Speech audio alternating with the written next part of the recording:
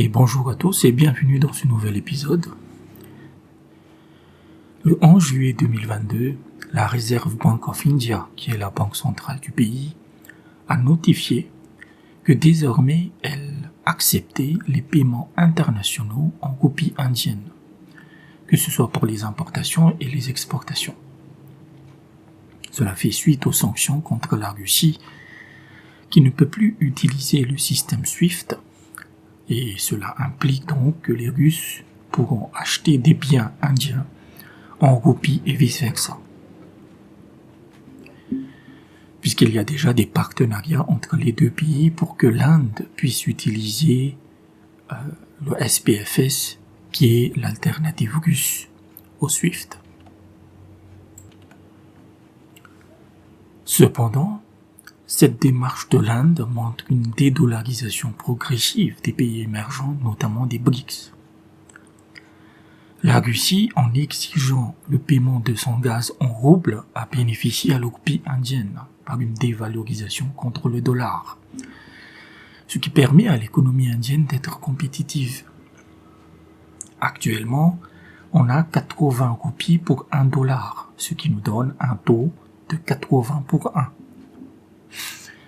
Cependant, la valeur du PIB entre les deux pays nous donne un taux inférieur à 10 pour 1. L'Inde, c'est un PIB de 2600 milliards de dollars, tandis que celui des États-Unis dépasse les 20 000 milliards de dollars.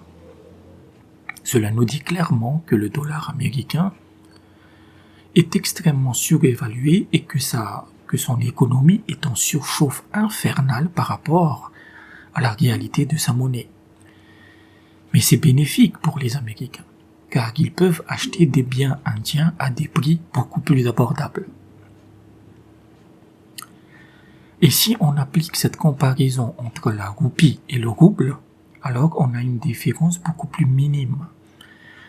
Ainsi, le PIB indien est de 2600 milliards, alors que celui de la Russie est de 1400 milliards.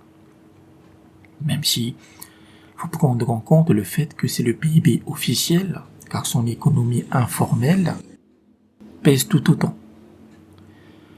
Cependant, un rouble vaut environ 1,17 roupies indiennes, ce qui nous donne un taux proche de la parité parfaite.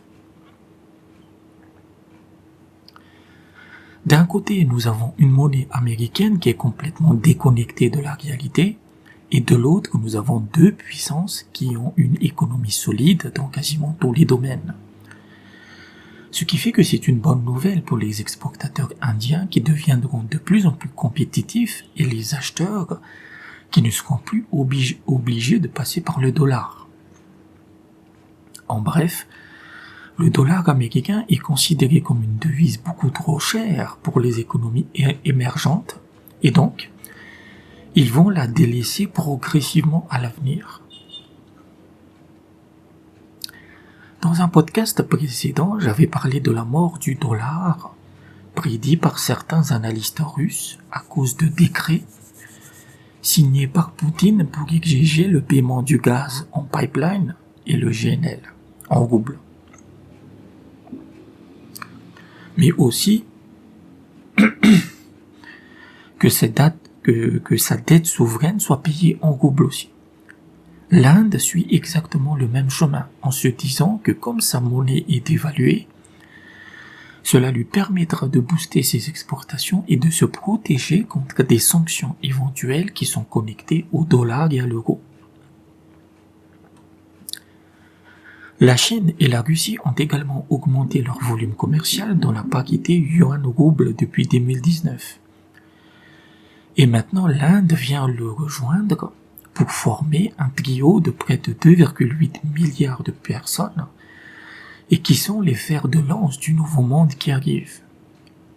Ces changements vont clairement exercer un stress intense sur le dollar comme monnaie monde. Cependant, la Chine est peu encline à abandonner le dollar car elle détient des tonnes de dettes américaines. Si le dollar baisse, alors ils perdent de l'argent. Mais même le dragon commence à diversifier ses investissements hors dollar américain. S'il y a quelques années, la Chine détenait environ 3500 milliards de dollars d'avoirs et de dettes américaines, c'est tombé à 1000 milliards en 2022.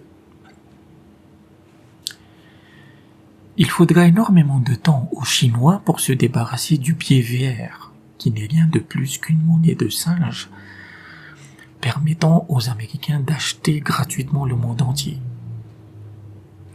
La Russie n'a pas ce problème, car ses avoirs en dollars sont proches du zéro absolu. Actuellement, on estime que 59% du commerce mondial se fait en dollars, soit son plus bas niveau depuis 20 ans. Et si d'autres pays commencent à emboîter le pas de la Russie ou de l'Inde, alors ce sera la fin du dollar comme monnaie internationale. Ainsi, depuis 2018, la Turquie travaille à un mode de paiement lire, rouble, avec la Russie pour se désengager du dollar.